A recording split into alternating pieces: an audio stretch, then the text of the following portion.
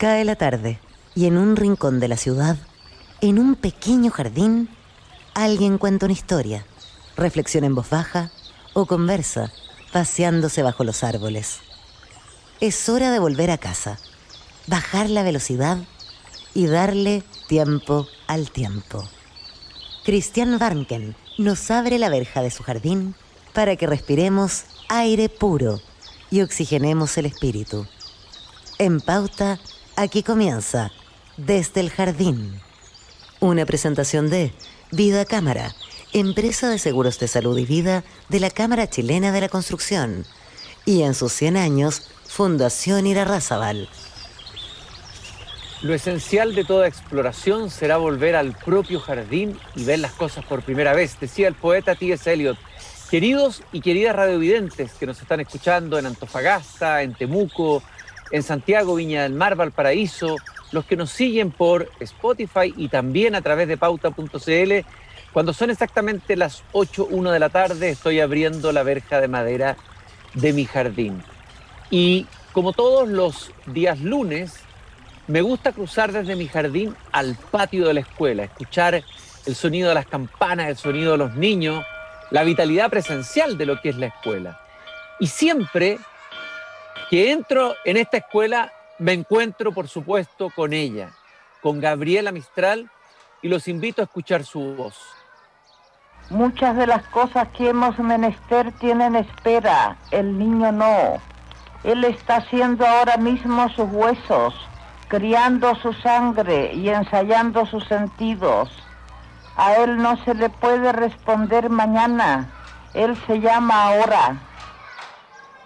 Gabriela Mistral reflexionó en distintos artículos, en distintas conferencias a lo largo de su vida sobre el sentido más profundo de la escuela.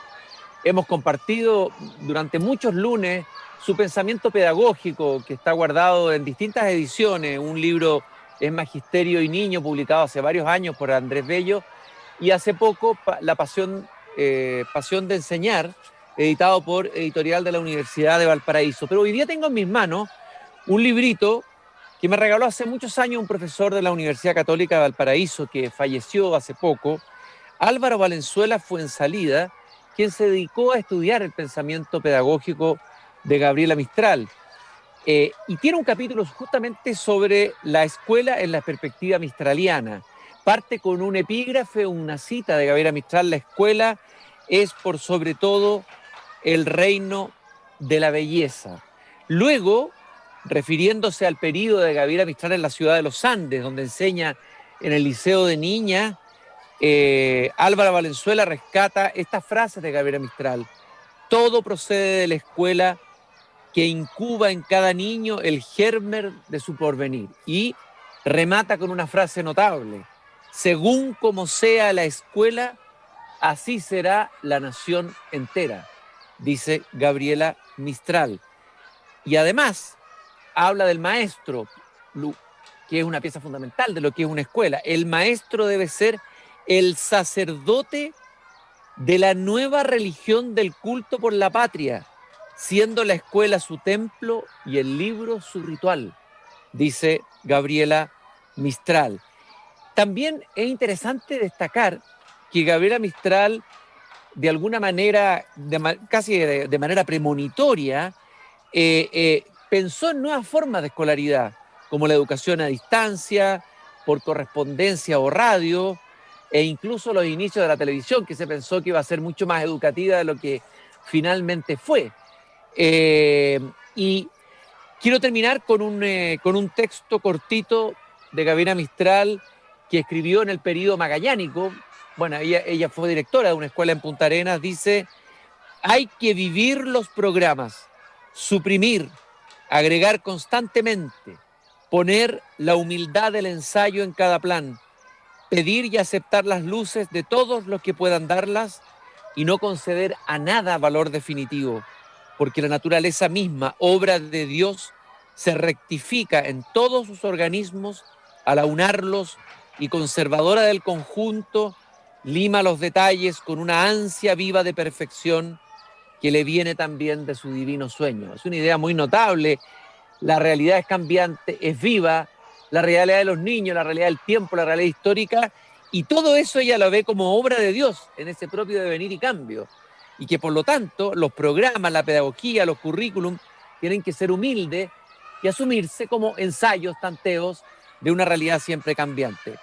Siempre es muy nutricio volver a la fuente y al pensamiento de Gabriela Mistral. Nos sorprende su actualidad, su potencia, y creo que todos los profesores de Chile debieran permanentemente estar encontrándose y conversando con ella. Y yo ahora, que ya estoy en el patio de la escuela, voy a conversar con un profesor que ha dedicado su vida a la escuela y que, como Gabriela Mistral, también ha recorrido el país dirigiendo y trabajando en escuelas distintas. Él es Manuel Daneman, el nombre les puede sonar a muchos, el apellido es hijo del maestro del folclore Manuel Daneman. Él es profesor de Historia y Religión con magíster en Psicología Aplicada.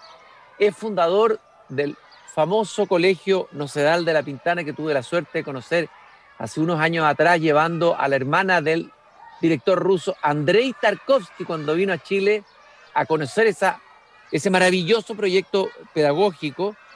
Y además ha sido director de la red educacional Magíster en Antofagasta, con 4 colegios a cargo, con más de 5.500 alumnos.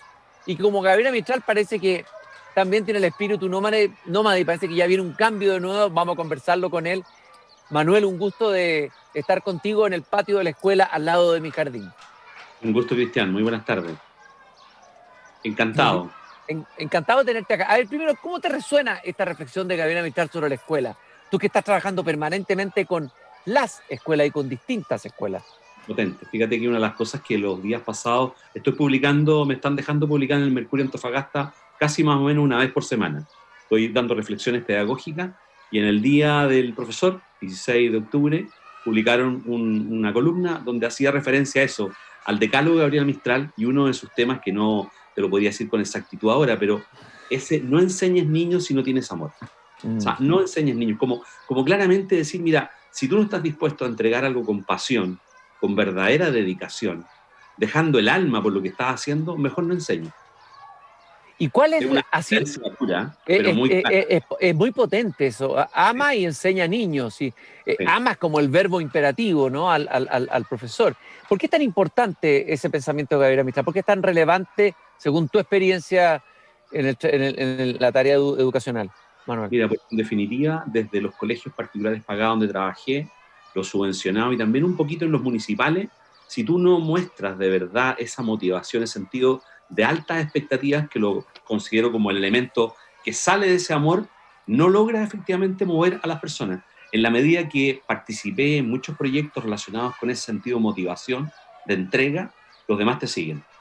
Me siguieron profesores que probablemente no tenían grandes experiencias o grandes herramientas, me siguieron familias completas, a mí y al proyecto, en función de eso, de la pasión por enseñar, de creer de verdad que tú puedes entregarles a ellos oportunidades mucho más grandes que los espacios limitados que a veces los seres humanos nos ponemos.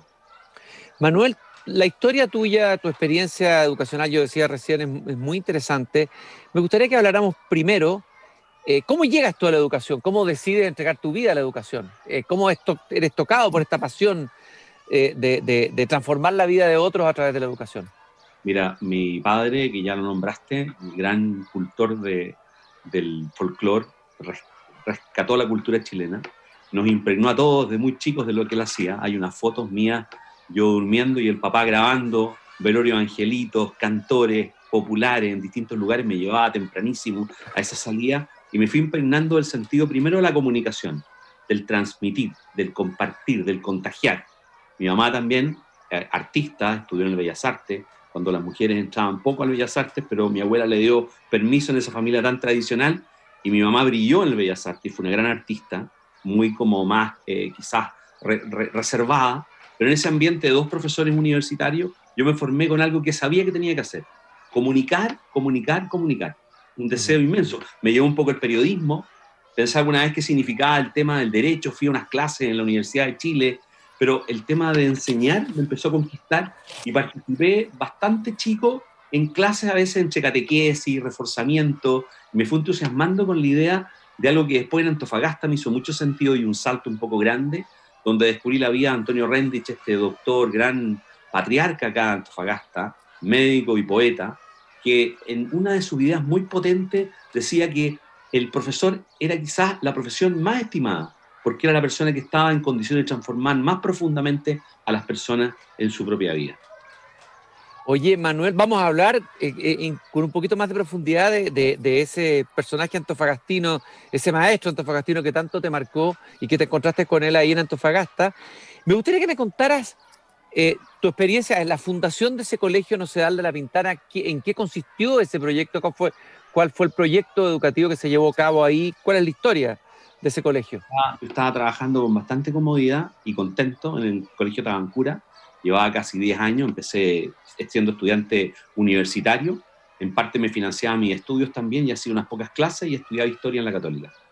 Y ya habiendo concluido mis estudios, ya un tiempo trabajando en el Tabancura, se me acercó una fundación, la Fundación Nocedal, que quería fundar un colegio en La Pintana y me propuso esta idea de ser el que llevara a cabo este proyecto. Yo les dije, pero oye, yo no he tenido nunca experiencia de director y primero no me quiero ir solo, así que busqué rápidamente un socio, otro profesor que conocía muy bien. Nos fuimos los dos. Yo me acuerdo cuando me ofrecieron esta idea, tomé un auto prestado, no tenía en ese momento un auto, me fui a Santa Rosa al Paralelo 42, entré a la población del Castillo, una población claramente muy deprivada, con una cantidad enorme de indicadores muy malos, y llegué a un potrero sin ninguna límite, donde había un montón de ladrillos, y me dijeron, aquí, era septiembre, queremos hacer funcionar el colegio en marzo. Oh. Y partimos con una serie de amigos, algunos estudiantes universitarios, a recorrer las calles de La Pintana buscando alumnos. Y con esa disposición natural de un ambiente como ese, el primero, romper esa distancia, esa sospecha de quién llega, quién va a hacer esto, por qué lo va a hacer, nos fuimos involucrando en esta población y se fue produciendo un cambio gigante que partió esencialmente con el compromiso de la familia. Uh-huh. La familia creyó en el proyecto y el proyecto empezó a crecer de tal forma que en un poquísimo tiempo aumentó su alumno, generó resultados estupendos. Uno podría decir quizás hoy día estamos tan preocupados o ya quizás la pandemia nos ha sacado un poco del tema, pero resultados de pruebas estandarizadas, todo lo que tú quieras, los niños por el ansia, por el deseo, por esa pasión por aprender, las ganaron todas. Formamos una orquesta, que me parece que un tiempo atrás salió ahí el director en tu programa, una orquesta que hoy día cumplió 20 años, estuve con ellos reunidos hace unos días atrás, también por Zoom, con chiquillos que están en Rusia, en Polonia, en Austria, en Estados Unidos, en distintos lugares del mundo, siguiendo la música. Un colegio entonces que generó técnico profesional, que partió de primero básico a cuarto básico y generó después unas tremendas oportunidades en términos de desarrollo cultural, desarrollo deportivo, desarrollo intelectual, la pasión por leer, la tecnología. ¿Cuál crees tú nombraste ahí la importancia del compromiso de las familias mismas de La Pintana? Pero a ver, ¿cuál crees tú que es la condición para que un proyecto como este pueda fructificar en un lugar además difícil, un lugar complicado? La población del Castillo después se ha hecho famosa, lamentablemente, por el narcotráfico, por las noticias que tienen que ver con la crónica policial. Pero ¿qué es lo que hace que un proyecto resulte, tenga éxito? ¿Cuáles son los elementos que tú descubriste haciéndolo, digamos, prácticamente desde cero? Hacer que los padres confíen en ti porque tú estás con ellos. Yo estaba en la mañana, en la entrada, en todos los recreos. Me aprendí, no es fácil, pero tengo buena memoria, me aprendí, en ese momento eran 400 niños, me sabía el nombre de todos, Cristian. Sabía nombrarlos a uno por uno. Me dedicaba a estar con ellos en las actividades deportivas, iba los sábados, acompañaba a la familia en los campeonatos de atletismo, participé en la orquesta, niños que no habían salido de San Bernardo hacia el sur, que no habían pasado, no sé, Lampa hacia el norte, y recorrimos el país con esa orquesta. Y los padres, en definitiva, creyeron en personas que estaban completamente convencidas de que les podían contribuir a entregarles herramientas para cambiar su vida. Pareciera algo que ya hemos conversado otras veces con otros profesores y directores de colegio, que aquí la fe o la confianza de que, a ver, las expectativas altas en tus propios alumnos, el no abdicar de esas expectativas, el no abandonar esas expectativas es central en el proceso pedagógico. Los profesores que nosotros partimos ahí, ninguno de nosotros tenía un magíster, ninguna herramientas como rimbombante. éramos personas dispuestas a cambiar el mundo. Mm. Creíamos, a ver, nosotros teníamos 2 profesores que fueron pilares conmigo. Uno vivía en Pudahuel, o sea, y era el primero en llegar al colegio, no tenía auto. O sea, esa disposición de entrega, por eso a veces me dicen, ¿por qué no repetimos Nocedal? Nocedal se ha ido repitiendo en la misma fundación en otros lugares, de Bajos de Mena, en Puente Alto, pero no es tan fácil, esencialmente porque lo que tienes que tener ahí, profesores convencidos que pueden transformar a los niños. Mm. Es decir, compromiso... Y con todo en contra, con todo en contra. O sea, claro, compromiso, pasión, entusiasmo, una palabra importantísima. Entusiasmo en griego es los dioses en nosotros, es decir, tomados por algo ahí, el daimon pedagógico, habría que decir. Y entonces el ambiente alrededor generó todo un sentido de compromiso. Aunque tú no eras de Nocedal era parte tuya. Estaba metido en un lugar y generaba un beneficio, un bienestar a toda la población.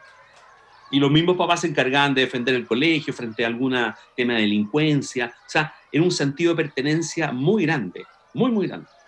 Es interesante que hoy día que de nuevo se vuelve a instalar, ya se ha instalado otras veces el tema de la importancia de la coexistencia de la educación pública con la privada, de la importancia de la iniciativa privada también en educación. Es decir, cómo la iniciativa privada puede cumplir, como en este caso, una función pública. A ver, ¿cuál es tu mirada sobre eso? Tú que trabajas en sectores no fáciles, digamos, sino que trabajas en sectores críticos desde el punto de vista social y por supuesto, educativo. Hoy día en Antofagasta, que estoy acá hace casi 8 años, y trabajo en 4 colegios a cargo de la dirección académica de los 4 colegios, y 2 son particulares pagados y 2 son particulares subvencionados. Nosotros tuvimos una presencia muy importante en Antofagasta para incidir también en la ley de inclusión. La ley de inclusión tal como iba, y tuvimos reuniones muy candentes acá en Antofagasta. En Antofagasta se marchó así en la calle. Yo nunca había marchado, creo, alguna vez en la universidad, pero nunca me había tocado una cosa en la que yo me sintiera tremendamente comprometido. Y te lo voy a contar de la siguiente manera. Me tocó conocer muchas familias antofagastinas que formaron los colegios con un sentido de entrega y de servicio y han hecho un apoyo al desarrollo de Antofagasta notable. Y han conseguido resultados y logros insospechados. O sea, el otro día estuve con una chiquilla que viene saliendo de uno de esos colegios, estudiando Derecho, con condiciones bastante quizás adversas o más difíciles de haberlo alcanzado. Hoy día, gran resultado en la Católica del Norte. O sea, y así multiplicación de oportunidades que creo que los colegios particulares subvencionados tienen sentido. De hecho, esas familias dan sentido que esos colegios existan. Manuel, tú hablaste ahí de Antonio Rendig, un personaje que me parece, por lo que entendí, te encontraste con él, en el sentido lo conociste, supiste de él, cuando llegaste a Antofagasta, un personaje de varias dimensiones, doctor, su vínculo con la poesía. A ver, hablemos un poco de él y cuántas dimensiones tiene este Antonio Rendig, que no es tan conocido por mucha gente. Antonio Rendig es un doctor, estudió medicina, quiso haber sido profesor, contaba un poco al principio. Después la motivación y distintas necesidades lo llevaron a estudiar medicina. Estudió en Santiago, se vino a Antofagasta y dedicó una labor gigante a atender a la gente más pobre. En su casa, que era su consultorio, hacían fila a las personas para poder ser atendidos y él muchas veces les pagaba el transporte para que fueran a la botica, a la farmacia, a conseguir que le dieran la receta para poder atender esa enfermedad. Y en paralelo, este hombre de un sentido de entrega gigante tuvo una prolífera desarrollo de la poesía. Mira, quizás es interesante rescatar su historia. A mí me conmovió cómo escribe, lo místico es bien impactante, y cómo escribe, no sé si me dejas leer un trocito, tengo acá... Pero desde luego, imagínate, aquí somos fanáticos de la poesía, así que será muy bienvenida. Caracola. El mar es un gitano transhumante, alza su tienda de plateada bruma, y en una ola, corcel con crin de espuma, gana la costa en actitud triunfante. Corre, a ratos, o brinca, e insinuante, bate caderas, danza y disloca. Y en toscos vasos que talló en la roca, bebe champán de sol rubio y chispeante. Luego se echa, beodo, allá en la playa, del horizonte gris frente a la raya, que un penacho de nubes enarbola, y al compás de la brisa sandunguera ensaya una tonada marinera en el oboe de alguna caracola. Qué hermoso el poema, qué lleno de imágenes, de frescura, de humor, precioso el poema. En realidad pertenece a una playa de poetas nortinos, pienso en Andrés Saavedra, en tantos otros poetas, qué Eran notable, ¿eh? amigos, los dos muy amigos, en una visión distinta muchas veces de la vida, pero muy compañeros. O sea, en el fondo yo me voy a veces, veo estas poesías, me voy a Coloso, o me voy a ver el mar de Antofagasta, o me voy a la portada, y tú lees la poesía sobre la portada y estás viendo cómo la está dibujando en su lenguaje poético. Y la mística de Antonio Rendich es potentísima, un hombre de una profunda vida interior y que conmovió a muchas personas. El funeral de Antonio Rendich el año 93 acompañó a toda la ciudad. O sea, toda la ciudad fue al cementerio. Oye, Manuel, bueno, tú fuiste director de la red educacional Magíster en Antofagasta, decía yo, con 4 colegios a cargo. A ver, háblame, a ver, esa red educacional, ¿cuál era el eje, el centro de su trabajo? Porque son colegios distintos, me imagino, de distintas realidades. ¿Qué es lo que unía ese trabajo de esa red educacional? Mira, estoy terminando este proceso porque por razones familiares, cosas que dejó mi padre, temas también de mis hijos, me hacen volver a Santiago con harta pena, porque aquí hemos estado felices, hemos tenido una vida maravillosa de casi 8 años. Y estos 4 colegios son una familia, también de esto que yo te comentaba antes, de emprendedores, comprometidos con la educación, que fueron generando paulatinamente estos 4 colegios.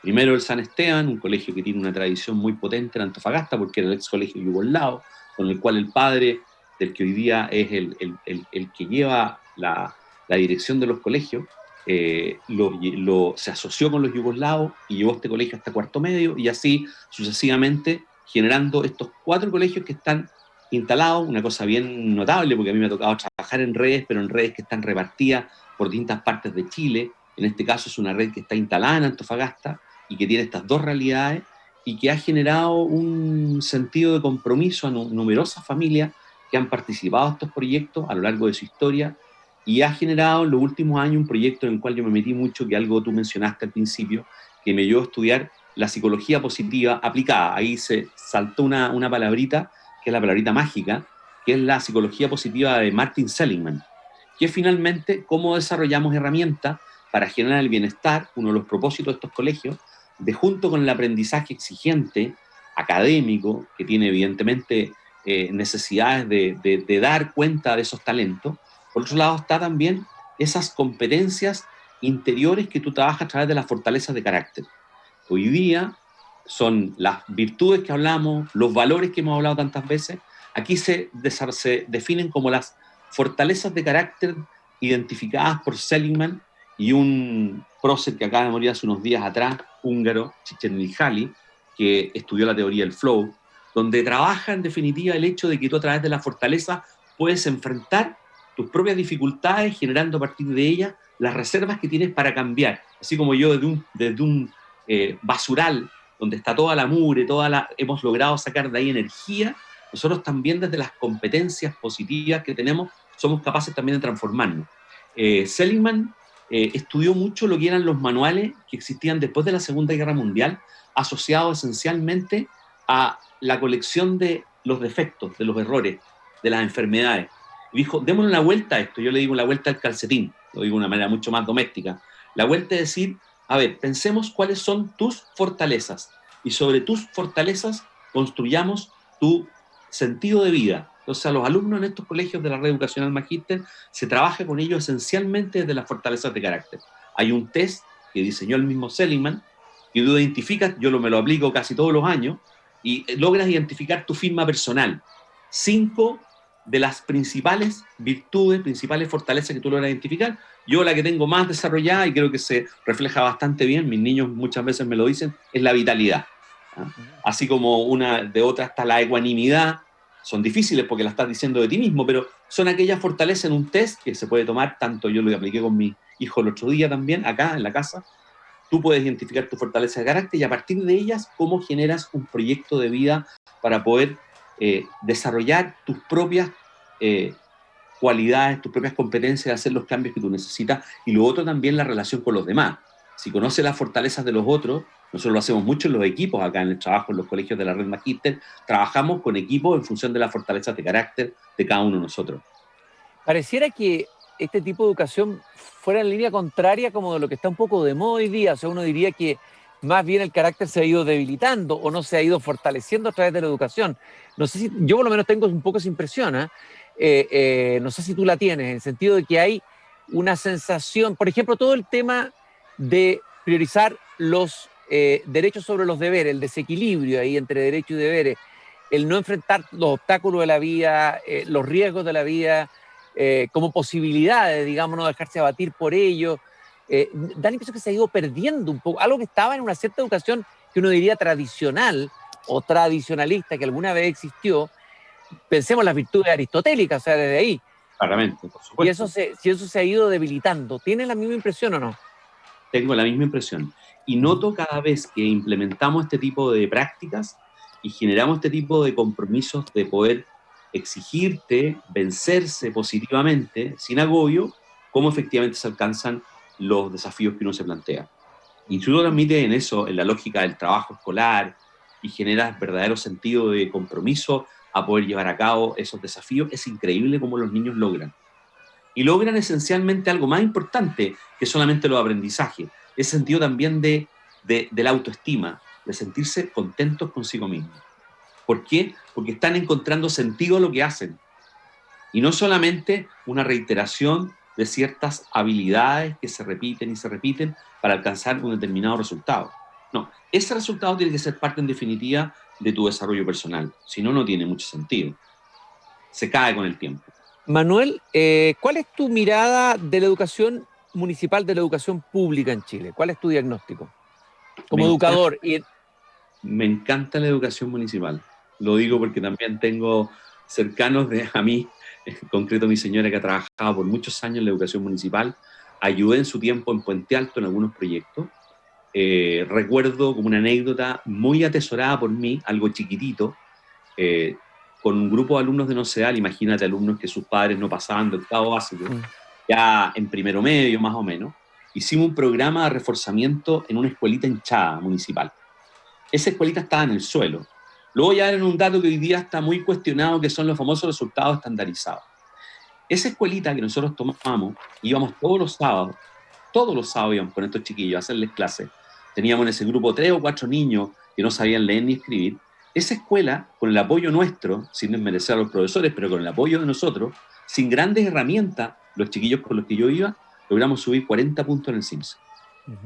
O sea, más allá del resultado, que es una medición objetiva y todo, a mí me parece que cuando tú generas oportunidades en la educación, logras resultados. Entonces, ¿por qué te digo esto? Porque tengo admiración y cariño por la educación municipal. En Antofagasta debe ser la comuna más grande de Chile, con colegios, la comuna que tiene más colegios en Chile municipales a lo largo del país. Y siento un gran compromiso. Yo creo que la educación pública merece y requiere ser reforzada. Lo dijimos siempre cuando nos planteamos frente a la reforma educacional.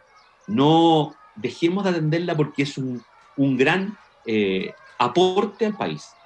Y creo también que debe saber convivir con iniciativas, como tú también lo planteabas hace un rato atrás, de educación subvencionada bajo el régimen, digamos, que se ha ido generando, y hoy día son un gran aporte, yo creo que al país. De alguna manera, por todo lo que te estoy escuchando, ¿cómo se empareja la cancha en educación? Nivelando hacia arriba, ¿no es cierto? No nivelando hacia abajo. ¿Cómo se produce esa dinámica de emparejar la cancha en educación? El gran tema son los profesores. El primer factor de transformación y de logro en un colegio es el profesor. Lo decías tú con la misma Gabriela Mistral. Incluso los directores, yo he sido director, puede ocurrir, no es perfecto lo que voy a decir, que quizás no tenga grandes competencias, que sepa efectivamente hacer equipo, que sepa liderar, pero el gran transformador es el profesor. Necesitamos conseguir puede ser una utopía. Yo la verdad que es un tema que siempre me lo cuestiono y me lo pregunto, cómo encontrar profesores comprometidos. Profesores de verdad, y eso genera también todo un tema de políticas públicas bastante importante para generar esas oportunidades, que los profesores de verdad se sientan efectivamente cada vez más apoyados, pero converso mucho con la gente de Elige Educar, converso mucho con las personas que están desarrollando proyectos para motivar la vocación de los profesores, Y esa es la piedra de toque. Esa es la piedra de toque. Tal vez uno podría aprender de lo que fue la tradición, de la cual viene también Gabriela Mistral, de esa escuela normalista, profesor normalista que desapareció en Chile, que ese era un profesor totalmente comprometido, ¿no?, con su realidad. ¿Qué hicieron las escuelas de la Sociedad de Instrucción Primaria cuando partieron, las escuelas mate? Buscaron, por lo que yo recuerdo y he leído, con el ojo, con el método mate, a mujeres, ¿no?, mujeres con buen nivel cultural, y las dedicaron a ellas a trabajar esta transformación, de generar de verdad un giro, casi un giro copernicano de verdad, de la transformación de niños que después adquirieron estas herramientas que después nos han dado tanta satisfacción en Chile. La Sociedad de Instrucción Primaria es un grupo de colegios que ha hecho un aporte al desarrollo del país muy significativo. Y ahí hay un tema fundamental. Eran profesoras normalistas. Los 2 profesores que partieron conmigo en Nocedal eran normalistas. Manuel, yo te quiero agradecer mucho esta conversación aquí en el patio de la escuela. Ya están sonando las campanas diciendo que se acabó el recreo, que hay que volver a la clase. Bueno, tú inicias una nueva etapa. Me imagino que vas a seguir en la educación porque esto debe ser adictivo, ¿no? No te imagino cambiando de giro. Mira, ahí estoy con varias conversaciones de distintos proyectos, muy abierto. Me interesa mucho compartir lo que significa esta experiencia de estos 2 años, de haber tenido horas y horas observando clases y horas acompañando a directores, y yo me veo ahí, ¿ah? Me veo efectivamente participando activamente en proyectos que signifiquen lo que hemos conversado, y que me da mucha alegría escucharte en la transformación de los niños a partir del compromiso y el sentido de vocación de los profesores. Manuel, muchas gracias por haber participado en esta conversación, por haber estado cerca aquí de mi jardín. Son exactamente las 8:31. Te mando un abrazo a ti, a todo tu equipo, a tu familia, a toda la gente querida de Antofagasta, esa hermosa y querida ciudad junto al mar, y donde, bueno, tú has hecho ahí un trabajo, dejaste unas semillas que seguramente ya se están cosechando y seguirán cosechando en el futuro. Te mando un gran abrazo, Manuel. Muchas gracias por haber estado conmigo esta tarde. Igualmente, que estés muy bien, gracias. Y nosotros cerramos la verja del jardín y nos encontramos de nuevo mañana a la misma hora, a las 8 de la noche, aquí en Pauta. Y no se olviden de la frase de Voltaire, que siempre comparto con ustedes al terminar el programa: hay que cultivar el propio jardín. Nos encontramos mañana. Gracias. Es hora de cerrar la verja de madera del jardín. Pero Christian Warnken la volverá a abrir todos los días de lunes a viernes a las 20 horas en Radio Pauta, cuando comience de nuevo Desde el Jardín. Una presentación de Vida Cámara, empresa de seguros de salud y vida de la Cámara Chilena de la Construcción, y en sus 100 años, Fundación Irarrázaval.